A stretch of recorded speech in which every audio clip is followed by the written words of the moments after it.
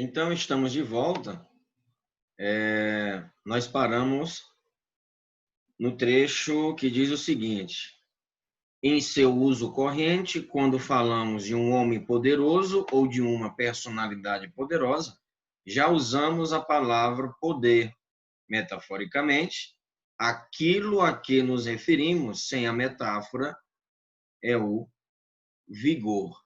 Bem, Hannah Arendt, ela questiona e, ao mesmo tempo, ela vai diferenciar poder dessas três supostas características que, ao longo do processo civilizatório, o poder adquiriu, que é sinônimo de força, vigor, audácia, e não tem nada a ver com isso, né?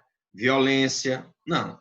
Poder implica uma coletividade, poder implica política também e está no âmbito das relações políticas. Porém, poder não pode se tornar sinônimo de não se deve conceber o poder como sinônimo de violência, né? De violência. Então, esse corpo que cotidianamente nós damos ao poder como sinônimo de força, vigor e violência, autoridade, não tem nada a ver, né? Força, autoridade e violência não condizem com o poder autêntico que envolve as relações políticas. Então, adiante.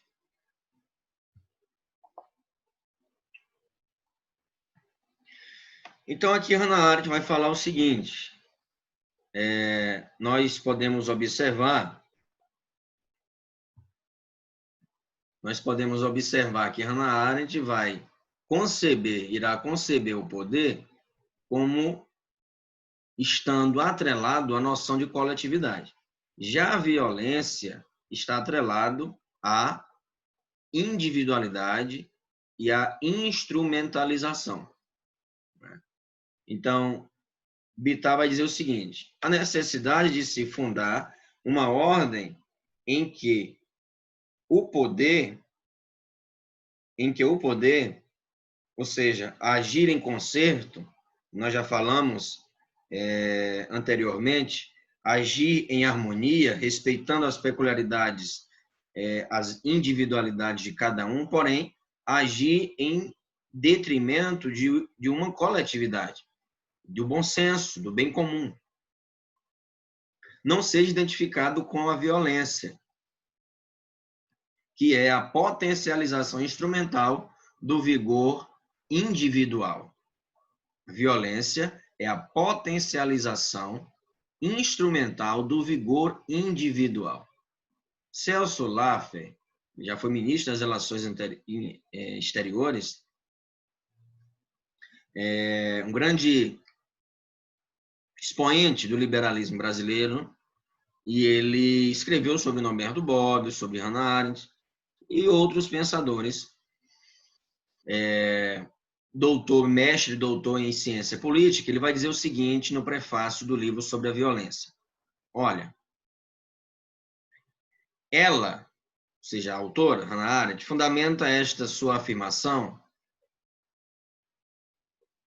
caracterizando a violência como, e aí ele vai distinguir essas palavras, esses termos. O que é violência para Hannah Arendt? Um instrumento que se diferencia do poder.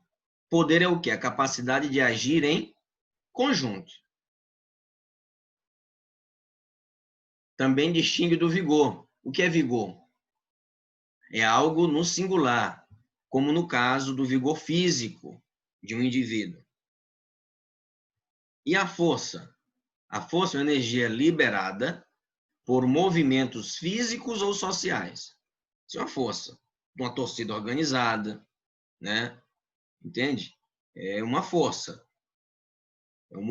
São movimentos físicos, certo?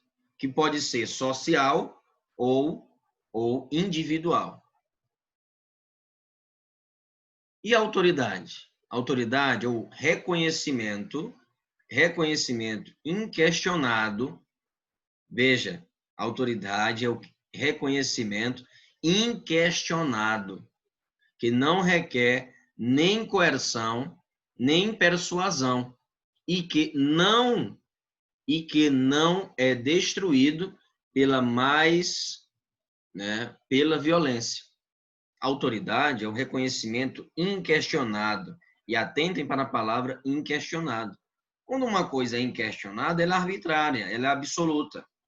Não se há o que questionar. Entende? Observem. Né?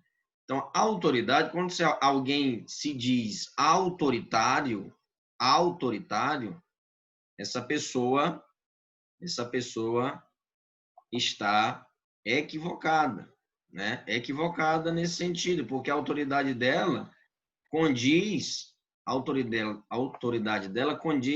com outras características, não ao poder. Respeito é diferente de autoridade.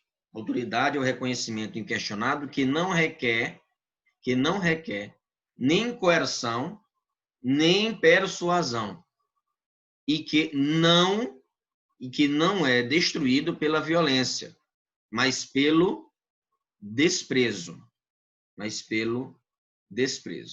Tá? Então, observe nesse esquema que nós elaboramos, com auxílio aí de Hannah Arendt e Bittar. Observem. Vontade coletiva ou vontade da coletividade significa o quê? Para a vontade da coletividade ser efetiva, é necessário que se torne uma categoria com força política. Isso demanda o quê? Demanda consenso. É bom que vocês vão esquematizando também no caderno de vocês. Consenso, acertos, jogos de sedução retórica, negociações, né? Cessão, renúncia, doação, empenho, objetivo.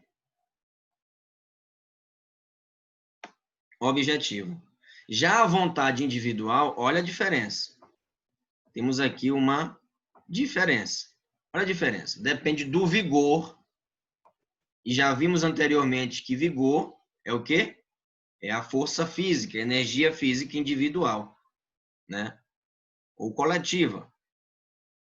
E se afirma, sobretudo, quando esta em franca oposição à vontade da coletividade por meio de instrumentos violentos.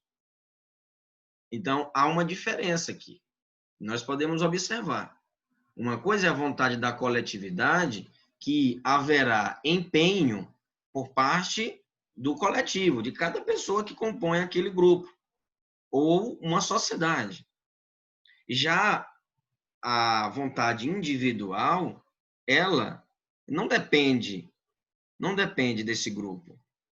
E pode até depender no sentido de propor medidas, mas essas medidas ilusionam essa dependência.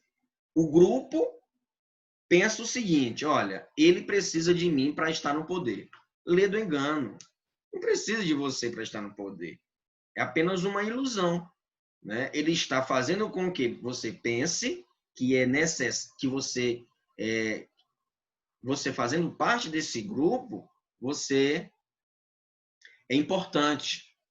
Mas, na verdade, ali é só para que você... ele está fingindo ali que gosta, que está ali com vocês, né? Que você é importante. Na verdade, não mesmo. O que a pessoa quer, o líder quer, o totalitário, o tirano quer, não tem nada a ver com o apreço à coletividade. Não tem nada a ver com o apreço à coletividade. Na dimensão política, na dimensão do consenso, dos acertos, dos jogos de sedução retórica. Evidentemente que, nesse sentido, a sedução retórica por parte, né, do diálogo. Existe uma força política das duas partes, né? Por isso que a Hannah Arendt vai colocar no âmbito das relações políticas, e política entende-se político como diálogo, como um concerto, né? Olha o que eu já falei e mencionei para vocês, né?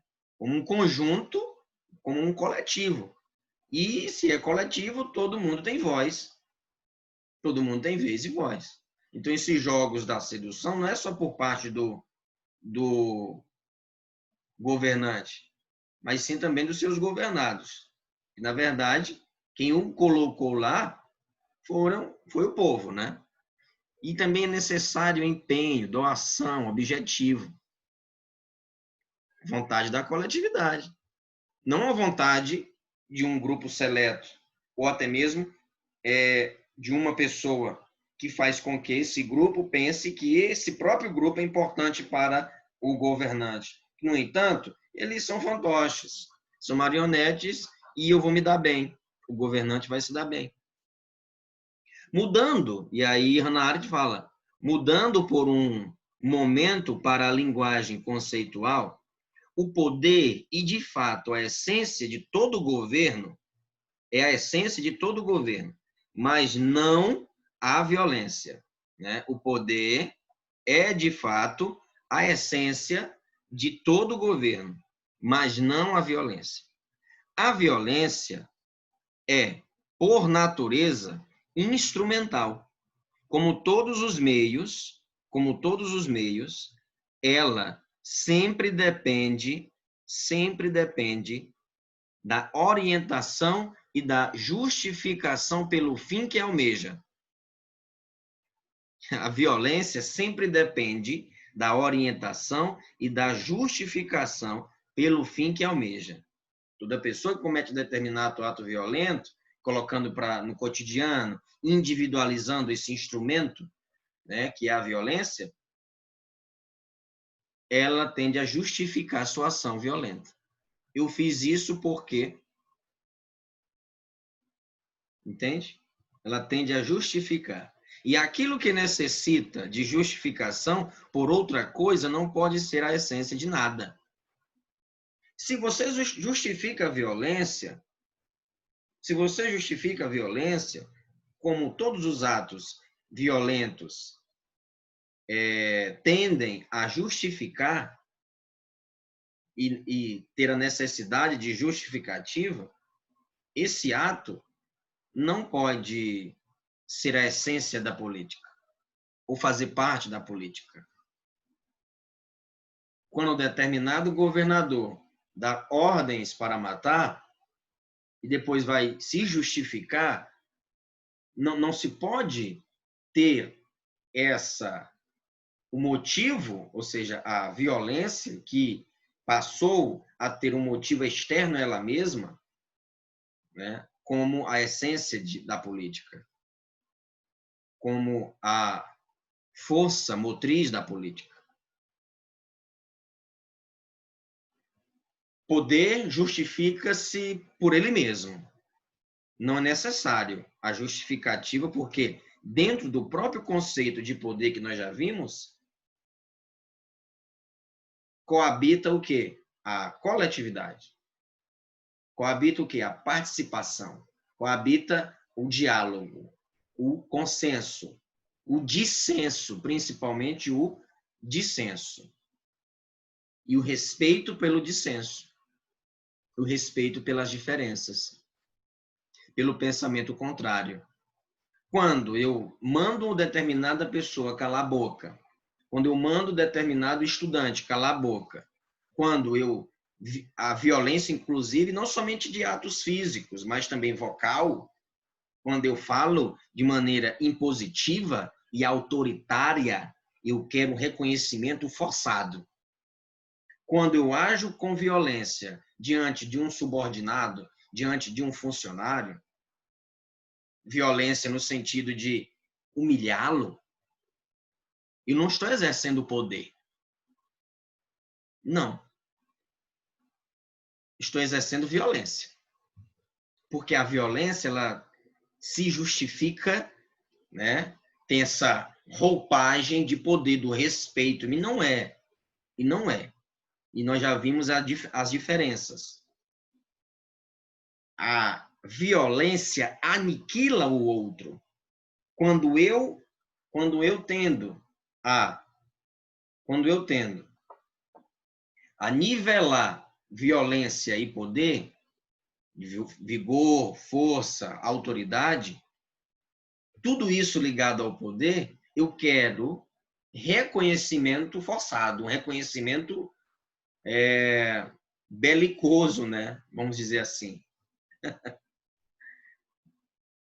Então, assediar determinado funcionário, agir com ímpeto sobre aquele funcionário, ou aquele aluno, ou até mesmo em relacionamentos conjugais, quando eu ajo e não deixo o outro falar, eu estou agindo com violência, não estou... todas as relações temos relações de poder, inclusive casamentos, amizades, enfim. Porém, esse poder não pode cercear o poder para os dois, certo? Aqui não é unilateral, não. Não mesmo. A violência, sim. A violência é unilateral, é um instrumento. É um instrumento. Né? A autoridade do mesmo jeito. Né? O vigor, a força. Vocês estão observando as diferenças? Então, não confundam mais. Quando alguém colocar como semelhantes, iguais, sinônimos, poder, vigor e violência, você levanta o dedo. Opa, peraí. Você está confundindo o que é poder. Poder não tem nada a ver com violência. Não mesmo. E outra coisa, quando for unilateral, não é poder. Não temos uma relação, aí sim, de violência, de autoridade, de força, de vigor. Entende? Poder, política, tem tudo a ver. As relações políticas e poder. Agora, implica bilateralidade. Entende? Então, querer que o outro concorde comigo pela força ou por medo, eu não sei se ele está sentindo medo. Vamos hipotetizar. Vamos imaginar.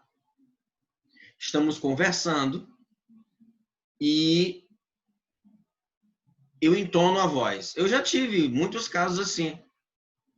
Foi passando o tempo, evidentemente, que minha voz é grave. Né? E eu tendo a falar alto. E o que eu percebi, isso nos estudantes do ensino médio, ensino fundamental também, que às vezes eles tinham receio até de falar. Teve receio até de falar. Então eu fiz uma autocrítica, uma autoavaliação e pedi para eles falarem ao final de determinada prova. E assim eu fiz durante uns 4 ou 5 anos. 4 ou 5 anos eu fiz. Para eles falarem o que eles sentiam, o que eu precisava mudar, na verdade. E o que eles gostavam da minha aula, o que eles não gostavam. E aí bem livre, né? Não tem problema se você não utilizar a palavra certa. Eu vou tentar compreender. E aí eu fiz isso, eu estimulei essa avaliação. E muitos estudantes relataram que ficavam com receios. E outros estudantes falavam, professor, eu fico um pouco temerário aí de falar com o senhor, porque o senhor às vezes fala com um timbre alto, né, a voz elevada, por mais que não esteja brigando, mas é o seu jeito, tá, eu entendo. Mas eu fico um pouco receioso. Então, aí eu fiz o quê? Eu tive que... o erro está em mim. Entende? Mas nem todo mundo tem essa percepção. Nem todo mundo tem essa percepção. Então, quando eu quero fazer com que o outro concorde comigo, ou também compreenda determinado assunto, eu tendo a ser incisivo. Determinadas pessoas tendem a ser incisivas. E todo mundo, não vou generalizar, é claro, mas vamos colocar assim, muitas pessoas, o ser humano em geral, eles já generalizando, nós gostamos de que concordem conosco. Não nos sentimos confortáveis com isso. Mas essa concordância não pode ser intimidatória pela voz, pela força. Não. E nem pelo um suposto respeito. Eu te respeito, por isso que eu concordo contigo. Não. Não tem problema se você discordar. Discorde. Ó, um momento, professor. Né? Aí vamos ponderar. E vamos ver. Não é que a gente está errado. Não, não existe na discordância que a gente está certo e está errado. Não. São ideias contrárias. São ideias contrárias. E aí vamos buscar um entendimento. Vamos buscar um entendimento. É isso. Isso é o diálogo. São relações de poder. Eu sou professor. Existe uma relação de poder aqui? Tem uma relação, né? Mas não é intimidatória. Não é intimidatória. Eu estimulo sempre que vocês falem, que vocês instiguem, né, a imaginação, a reflexão, e que, de fato, falem, questionem, dialoguem, insistam em debates, né? Entende? Isso é uma relação política, vamos colocar assim, né? Mas exerce determinados um poder, mas não é pela força e pela tirania, pelo medo, entende? Quero que vocês compreendam muito bem isso, porque às vezes as pessoas confundem poder e acham que poder, para exercer poder, é necessário ter atitudes violentas. E não é, e não se deve ter, né? Como agora nós estamos vendo, né? Como agora nós estamos vendo que o presidente, ele assume um cargo de poder. Nas relações de poder, ele tem uma certa postura que, enfim, no executivo está lá, um poder, exercem poder. Agora, não pode, diante disso, ele utilizar da violência, seja verbal ou até mesmo física. Não pode, porque isso não é poder. Isso não é poder. Isso é outra coisa, é violência, tirania, totalitarismo, autoritarismo. Não é poder. Pelo poder podemos adquirir respeito? Ah, é uma relação bilateral. Eu tenho o seu respeito porque você me respeita também. Eu não posso querer respeito se eu não respeito o outro, né? Eu tenho que agir assim. Eu tenho que agir assim. Jornalistas indo embora das coletivas, né? Mandando calar a boca para um civil que não tem capacidade técnica de fazer uma pergunta ou até mesmo de correlacionar fatos, e aí ele vai tá mandando embora. Manda calar a boca o repórter e deixa o apoiador dele, que se sente importante. E isso é estratégia. Esse apoiador se sentiu importante. E aí, agora que vai apoiar mesmo. Agora que vai apoiar mesmo. Olha, eu sou importante para o governo. É uma estratégia. É uma estratégia. Entende? Então, muitas emissoras já não estão nem mandando repórteres com medo. Inclusive do translado da emissora para o local da entrevista. Porque os civis podem espancar, podem bater, podem... Enfim, né? O repórter, hoje em dia, o jornalista, sai de casa sem saber se volta. É muito triste isso num país democrático. Num país democrático. Nós vivemos medidas de exceção. Já comentei isso com você. Isso mesmo. O Agamben tem muito a ver com a Hannah Arendt, né? Foucault, Hannah Arendt, ele recebeu influência desses pensadores, dessa pensadora também. Adiante.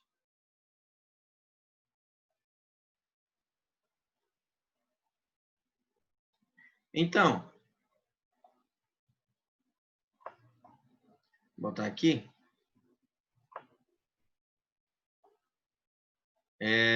Temos aqui a ação e a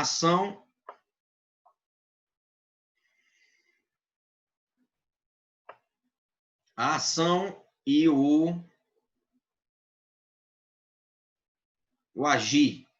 Hannah Arendt fala que temos uma esperança ainda. Temos a esperança ainda. Esperança como esperança? Do verbo esperançar. Eu li outro dia um poema muito bonito que o autor, um dos versos, tinha esse verbo. Esperançar, né? O verbo esperançar. Então, Olha o que Hannah Arendt vai falar. A violência aparece onde o poder está em risco. Combina bem com a situação atual do Brasil? Hein, gente? Combina bem? Olha só, a violência aparece, ela vem à tona quando o poder está em risco. Mas deixada a seu curso, conduz à desaparição do poder. Mas deixada a seu curso, quem? Deixado quem a seu curso? Mas deixada, e aí é violência, né? Feminino, né? Está concordando com violência. Vamos fazer um pouco de hermenêutica aqui. Olha, a violência aparece onde o poder está em risco, né? Onde o poder está em risco.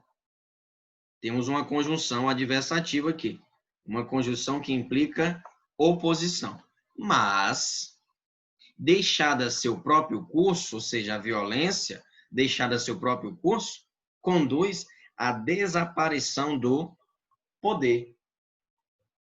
A desaparição do poder. Então, afrouxar a violência não significa dizer que você terá poder. Não significa dizer que terá poder. E tem outra característica nesse período. Quando o poder está em risco, a violência vem à tona. O que nós estamos vendo é isso. O Bolsonaro está correndo risco de ser impeachmentado. E ele agride, e ele violenta as instituições, ele mutila as instituições.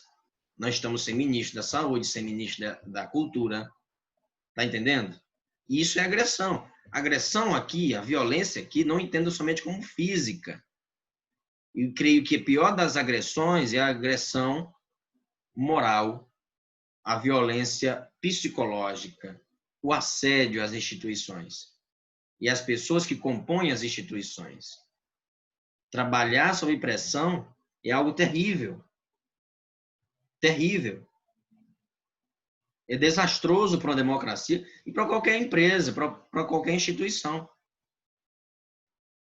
Então, a esperança está na ação, na natalidade, capacidade de consenso. Natalidade é isso mesmo, no nascimento. No nascimento, né? Natalidade, a esperança. Ao nascer já temos esperança, né? Ao nascer já temos esperança. Está na ação, na natalidade, na vida, na capacidade de consenso. Consenso. Não se tem consenso. Nunca se teve consenso nesse governo. Qual? 2 ministros já saíram, porque não houve consenso. Não houve consenso.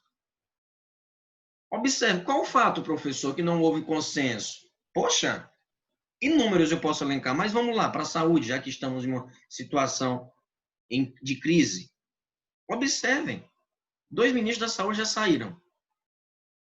Mas como assim, professor? Consenso. Olha, foi a questão do isolamento. O Mandetta queria o lockdown. Queria que nós cumpríssemos as exigências da OMS. 70% de isolamento. Deixar aberto somente as atividades essenciais. Cabeleireiro não é essencial. Manicure não é essencial. Salão de beleza não é essencial. Academias não são essenciais. Não são serviços essenciais. E houve a discordância aí. Não, eu não concordo. Mas o que seria o consenso? Tá, então vamos fazer... É isso que o Taz queria fazer, o segundo ministro. Vamos elencar um critério. E esse critério terá critérios de como coordenar e como dizer o que é essencial para todos os municípios e estados. Pronto. Isso seria consenso. Então, vamos conversar. Vamos elencar, tecnicamente, o que é essencial. Está entendendo? E aí, ele discordou o segundo, né? O Tait discordou também do uso da cloroquina. Discordou. Não quis isso. Apesar que ele negou, né? Ah, não vou entrar nesse detalhe, não vou polarizar, mas foi isso. Não houve consenso. Não houve consenso. Regina Duarte saiu. Não houve consenso. Olha, mas nem 75, nem 77 dias saiu do governo? Não deu nem 3 meses, nem um semestre? Como é que justifica isso? Violência. Veja, violência. Há um exercício violento aí. De poder, não. Poder, não. Realmente um assédio, uma pressão para concordar com tudo que o tirano diz, né? Capacidade de consenso demanda ouvir. Ouvir o outro. Ouvir. Sopesar, entender, ponderar, e aí sim vamos conversar para um denominador comum. É assim. Estamos num país, não podemos encarar o país, que é o governo, como uma extensão da minha casa. Não é assim. Não é assim. Não deve ser assim, né? Apesar que está sendo a extensão da casa dele. Entende? Eu nunca vi nos governos, e olha, eu tenho analisado, né? Itamar Franco, Fernando Henrique, até o Collor, né? Collor, impeachmentado, apesar que ele renunciou, né? Enfim. Collor, Fernando Henrique, Lula, Dilma, Temer, até o Temer, né? O Temer. Filho comandar, família comandar, tá toda hora metendo o dedo. Que isso? Ah, tu tem teu trabalho, senador. Então vai lá, você é senador, tudo bem, você é deputado, você é vereador, você. Então faça o seu trabalho, você faz parte de outra esfera. As relações privadas não podem interferir no âmbito comum da coletividade. Entende? Não tem a mínima liturgia nesse governo. Não tem. Não segue. Olha, é deprimente como tratam jornalistas, voltando aqui à questão dos jornalistas. É muito violento isso. Tratam jornalistas como um cercadinho lá, ficam todo mundo imprensado ali. É desumano até. Peraí, pô, vamos sentar. Tem salas para isso. Tem salas para isso. Não se dá mais coletiva aqui não se sabe. É só de Twitter. Nota. Tudo bem que estamos num momento pandêmico, né? Mas poderia-se ter um distanciamento. Tem auditórios para isso. Não, não, não, mas trata o jornalista como um qualquer. Que é isso? Ele estudou para isso, ele tem família, ele é um ser humano. E aí? Muito triste, né? Então, mas voltando.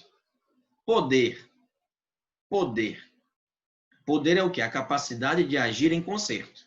Isso nós já comentamos, já conversamos sobre isso. Concerto, diversos instrumentos, né? Violino, tem o pandeiro, tem a bateria, tem, enfim, saxofone, trompete. Cada um tem uma importância, né? Ninguém é mais que o outro, tá? Exercem poder sobre o outro, são relações. Uma hora o violino vai falar um pouco, né? Vai ter um momento dele, outra hora, mas vai se gerar uma harmonia. Vai se gerar uma harmonia. Quem nunca assistiu um concerto, uma ópera, no YouTube tem várias. Assista, para você ter essa noção. E o maestro está lá, né? Coordenando, comandando, mas diante tendo relações de consenso. Olha, esse momento não é agora, mas daqui a pouco você vai entrar, vai falar, vai. Entende? É assim. Nós não temos um maestro.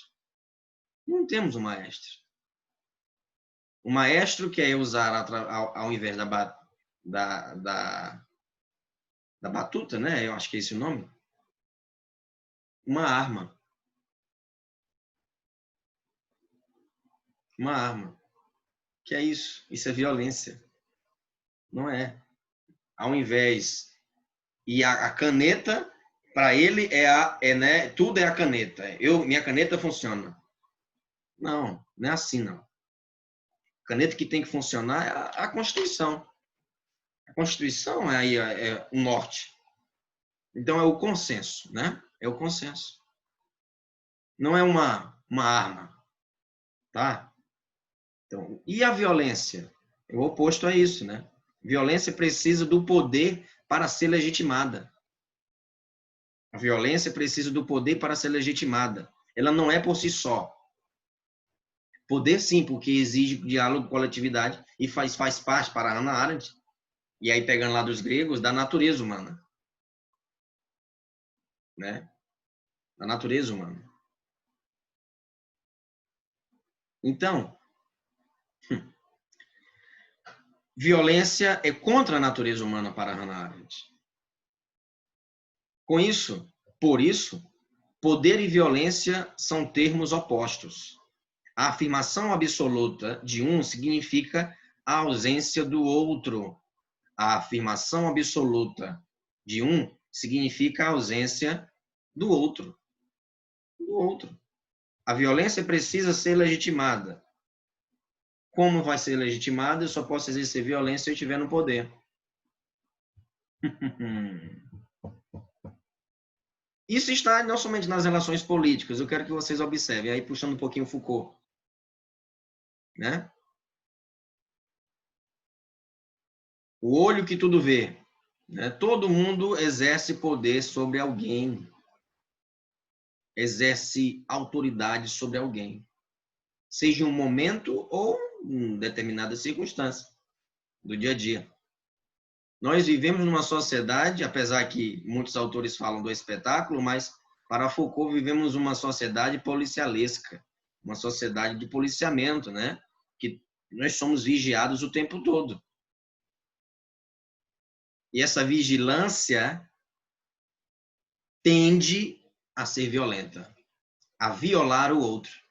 Violar, ou seja, com os olhos, na fala, né? Mandar calar a boca, né?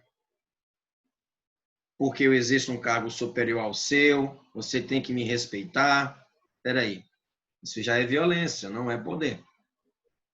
Conquista do respeito não tem nada a ver com violência. Se para te respeitar você tem que exercer violência, atos violentos, isso não é respeito, é intimidação. Em síntese, para Hannah Arendt, a violência destrói o poder, não o cria. A violência destrói o poder, tanto que, olha aí, alguém respeita o governo, a não ser daquele cercadinho do outro lado, que um lado ficam os repórteres e do outro lado ficam os apoiadores. E aí, será que respeitam mesmo? Tem poder? Eles exercem poder? Não. Ele está descreditado internacionalmente. Internacionalmente. Quem quer exercer poder com violência, aí não dá certo. Não dá certo. A história está dizendo, já disse, Hitler, Mussolini, Stalin, está aí, caíram. Todos os regimes são criticados hoje em dia. E a história, ela está sendo escrita e ela não falha, não. Ela vai ser bem escrita por nossos historiadores e, olha só, já estão gerando boas discussões, bons livros, né? Estão contando a história e vai entrar para a história como um tirano, como um neofascista, porque associou poder e violência. E apresenta-se mais violência e caduca-se o poder. Entende? Então, espero que essa distinção esteja clara para vocês, tá? Também eu espero que vocês estejam anotando, esquematizando no caderno de vocês, Porque uma vez que você assiste, não copia nada, não esquematiza nada, não coloca ali sua síntese, não sei se você absorveu muito bem, né? Pode ter absorvido uma coisa ou outra, mas é melhor você esquematizar. Pegar aqui até uma fichinha, né? Eu sempre gosto de mostrar para vocês. Sempre gosto de estudar assim, com fichamentos, tá? Fichamentos. Períodos curtos, períodos que são esquematizados. Às vezes eu faço aqui para depois passar para o slide. Tá vendo? Tá? Então, eu espero que vocês estejam fazendo isso em casa, no caderno, enfim. Encontre sua forma de estudar. É importante que muitas vezes nós queremos ver vídeos no YouTube e tal, né, falando como estudar, mas quem tem que descobrir é você. Você que tem que encontrar. Ajuda um pouco, pode ajudar, mas se encontre. Né? Acho que estar no primeiro período é para isso também. Encontrar a melhor forma de absorver e entender, refletir sobre determinado conteúdo. Então, continuando.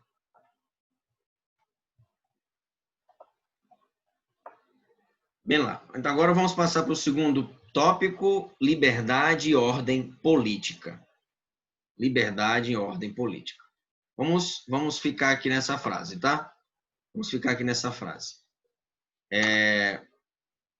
Estamos aqui. Olha só, o poder só é efetivado enquanto a palavra e o ato. Olha, veja bem, o poder só é efetivado, só é concretizado, consolidado, enquanto a palavra e o ato não se divorciam. Não se divorciam. Quando as palavras não são vazias e os atos não são brutais, quando as palavras não são empregadas para velar intenções, mas para revelar realidades, e os atos não são usados para violar e destruir, mas para criar novas realidades. Novas realidades. Então, o poder só é consolidado quando essas características não estão presentes. Essas características não estão presentes. Quando, veja bem, quando a palavra e o ato não se divorciam. Quando a palavra e o ato não se divorciam. Quando a fala e o testemunho dessa fala não se divorciam. Não se divorciam. Como é que eu digo que vou defender as instituições, fiz um juramento e na minha campanha falei que não haveria corrupção e eu sou o primeiro a roubar? Quando as palavras não são vazias. E aí você tenta encontrar no cenário atual discursos que são vazios, né? Quando as palavras não são vazias e os atos não são brutais. Quando as palavras não são empregadas para velar intenções, mas para revelar realidades. E os atos não são usados para violar e destruir, mas para criar novas realidades. Para criar novas realidades. Então, uma coisa é eu falar e a minha intenção, e vai a influência kantiana aqui em Arendt, né? O intencionalismo kantiano, né? Então, a minha intenção tem que ser pela própria ação de fazer o que é correto. Não estou ali falando e a minha intenção ao falar é agir de outra forma. Isso aí é equivocado. É equivocado. Aí há um divórcio entre palavra e ato e com isso não há poder. Há violência, há autoridade, há outra coisa. Para que seja possível a política, as ambições no espaço público, veja, para que seja possível a política, As ambições do espaço público devem ser iguais às ambições de salvaguarda da liberdade, o que exige que haja a manutenção permanente para os cidadãos os cidadãos do poder de ação e de redefinição das dimensões com os quais se diz o que o espaço público ou a coisa comum. Nesse sentido, é necessário observar a preocupação de Arendt segue mais no sentido do que ela não deve, do que ela não deve, do que ela não deve ser. Então, a política, ela está preocupada com o que a política não deve ser. Não se deve fazer política como não se deve fazer política, do que no sentido do dever ser, né? Do dever ser. Então, política aqui está não no universo, claro, evidentemente que ela estimula o bem comum e o que deveria, a política deveria visar o bem comum. Mas, no entanto, também ela reflete sobre o que a política não deve ser. Nesse contexto, podemos observar algumas características para a manutenção do poder, inclusive que nós já mencionamos, mas agora está didaticamente expostas aí na apresentação. Tá? Primeira coisa, formas de extermínio, manutenção do poder pela violência. Quais são as características ou até mesmo estratégias? É importante identificarmos e entendermos, compreendermos para que consigamos evitar. Então, as eleições se aproximam. Em outubro teremos eleições. Ou novembro, enfim, pode ser adiado as eleições. Mas para isso nós temos que observar os discursos. Não vamos cair novamente nesse conto fascista. Vamos observar. Esse tom radical, peraí, não, nós estamos vivendo já isso no Poder Executivo Federal. Não queremos isso. Então, primeiro, formas de extermínio. Segundo, campos de concentração. Terceiro, manipulação das massas pela propaganda totalitária. Né? Na Venezuela, a televisão é estatal. Peraí, não tem liberdade lá. Muito difícil isso. Né? É controlado, há um controle. Na Coreia do Norte nem se fala. E isso não é só em regime nazista, não. Na esquerda, né, já que está polarizado, né, direita e esquerda, né, nazismo, fascismo. Temos aí direita, mas e a esquerda? Também tem Cuba, tem cerceamento da liberdade de expressão, Coreia do Norte, Venezuela. Então, entende? Espera aí, as pessoas têm que se identificar. Por isso que é importante a politização ou até mesmo a democratização da sociedade, dos jovens, chamar os jovens para a política. Né? Vocês também são responsáveis por formar opiniões, mas opiniões não contra a democracia, mas sim entendendo como a democracia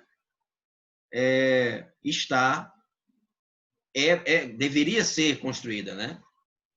Quarto, o uso da tecnologia para afugentar civis e fomentar o ódio radical. Cerceamento da liberdade e do diferente, né? Cerceamento da liberdade e do diferente. Cerceamento da liberdade e do diferente. Uma segregação. Observem, né? Observem como está sendo vinculado nas redes sociais, né? Seja no Instagram, seja no Twitter, desde 2013, 2014, né? Temos aí uma onda, por isso que o filme A Onda é importante, para entendermos também o contexto. O professor agiu de boa fé ali, ele queria dramatizar, mas cuidado com essas performances que estimulam uma determinada radicalidade de pensamento. Determinada radicalidade de pensamento. Né? Então, nesse sentido, o cerceamento da liberdade e o cerceamento também da forma como está disposta a sociedade, temos aí diversas, né, diferentes pessoas, o cerceamento do diferente, daquilo que não condiz e combina comigo, do idêntico, é muito, muito triste. Vemos que o Brasil está sendo desfacelado, sabe? As relações estão muito fragmentadas. Então, há uma onda que é pró-ditadura, que é a favor da ditadura. Isso é muito, muito triste para a nossa Constituição, que com muita luta nós conseguimos. Então, que não haja divórcio, entre a palavra e o ato, que não haja pensamentos vazios, que não haja estímulo para a violência. Não deve ser assim. Ana Arendt está nos alertou no século passado.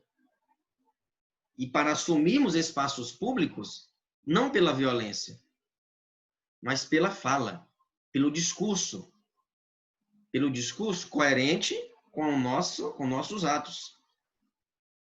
E que nunca haja segregação do outro porque ele pensa diferente de mim. Que nunca eu force o outro a se identificar comigo, a ser idêntico a mim, as minhas categorias de pensamento. Não. Ele pode concordar com uma ou outra ideia, mas eu não posso forçá-lo a isso. Ele pensa da forma segundo os critérios que ele estudou, que ele pensou, que ele, enfim, compreendeu durante toda a sua vida, né? O que pode, ele está aberto ao conhecimento e nós conversarmos para nós crescermos juntos. Isso é democracia. Não é utopia, não. Não é utopia, não. Não mesmo. Né? E eu gostaria de ver na próxima eleição um líder que exercesse o poder sem violência, que conversasse, que dialogasse. Eu gostaria muito, muito, né? Que fosse transparente, não agisse às escondidas, que nem um rato. Eu vou esperar aqui madrugar para eu despachar as leis, para eu, na surdina, aprovar aquela lei que eu não queria, que a mídia foi contra. O que é isso? Isso é tão medíocre. Isso não é fazer uso público da razão. Já já a gente volta.